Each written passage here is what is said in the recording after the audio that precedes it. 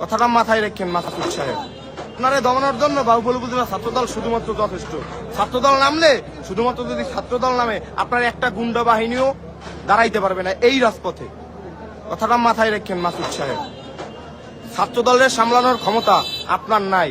আপনি রক কাটছেন ওই ইসে হচ্ছে ওই রাজশাহীতে। এটা রাজশাহী না, এটা বাউফল পৌরসভা। এটা বাউফল পৌরসভা, এটা রাজশাহী না।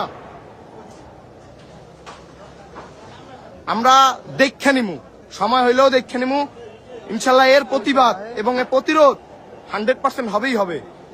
যাই হোক,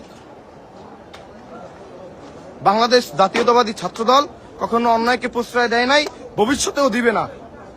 আপনি যত বড় গুন্ডাই হন, আপনি যত বড় মাস্তানি হন, আপনাকে ছাত্রদলই শুধুমাত্র ছাত্রদলই রুখে দিবে ইনশাল্লাহ। দেখা হবে রাজপথে।